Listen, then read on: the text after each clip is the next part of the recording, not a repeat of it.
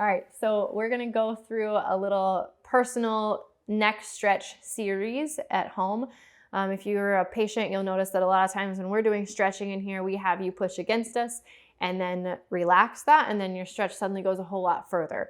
So we want you to have that same sort of efficiency in your stretching at home. So we're gonna go through how to do some of that on your own, okay? So Dom's gonna take us through a neck stretch series here. Good. So using your hands, you can use one or both, depending on what your capacity is in those shoulders or arm strength, etc. You're gonna take that hand, put it on the back of your head so that it acts as a weight, and it's just gonna pull you down. In addition to it pulling you down, you wanna feel like it's pulling you forward. So almost as if they're not forward through your torso, but as if you're creating a little bit of traction from the base of your skull down to that mid-back point.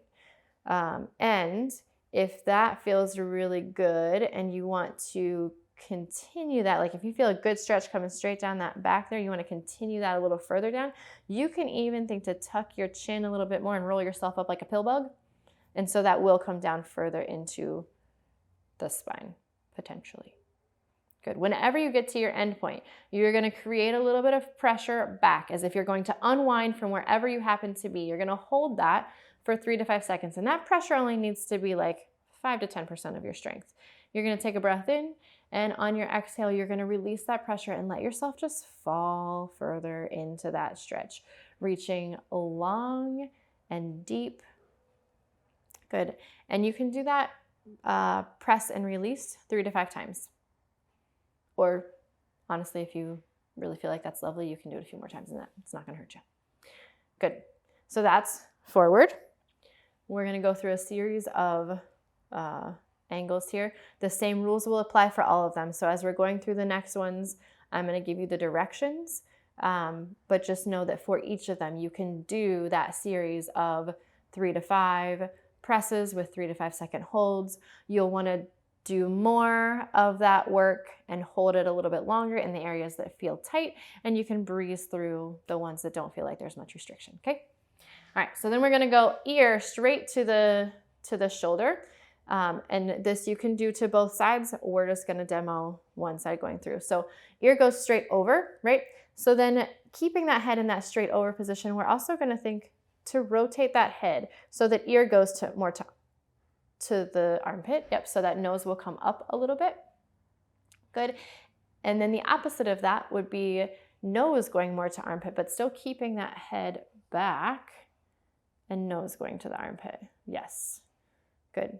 So then once you've done those with the head going straight to the side, we can let our head fall forward a little bit. Perfect. So now your head is off to the side and forward. So once you're here, we can use that same ear to the armpit and nose to the armpit distinction. You will notice that each one of these feels slightly different in your neck. Whichever one feels the nicest, most therapeutic for you is the one you're going to want to spend a little bit more time with. You might notice that you're like, oh man, I can feel that come right down into here. And if you do have a spot where you're like, oh gosh, that's where it is, go ahead and feel free to stick that other finger up there and give it a little bit of pressure, or note that the next time you're in the office so we can help you work through that a little bit. Maybe it's a spot that needs some needles, or it's a spot that we need to do a little bit of lacrosse ball work in on your own so you can break up that tissue so that it actually can heal well. Those are all things we can troubleshoot with you as we're going through, okay? So once you've done off to the side, straight to the side, forward a little bit, then there's opening towards the ceiling.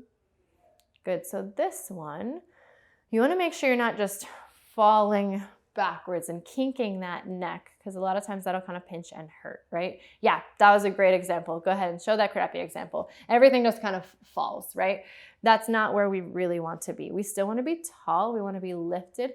And it's almost as if the nose and the chin are reaching up towards the ceiling. And then as we're getting further down that back, or down the neck, the head is kind of coming backwards a little bit at each level. So as if there's a barrel that you're trying to arch over. Good. And there should be no kink at any particular spot. You should be making a nice C, okay? This one is kind of hard to do a PIR with, that press and release with.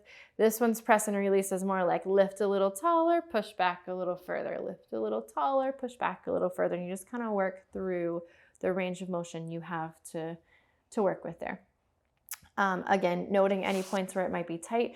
Sometimes that extension in the neck is really nicely coupled with a chest opening stretch. I will get out of the way of Dominique so she can show you this one.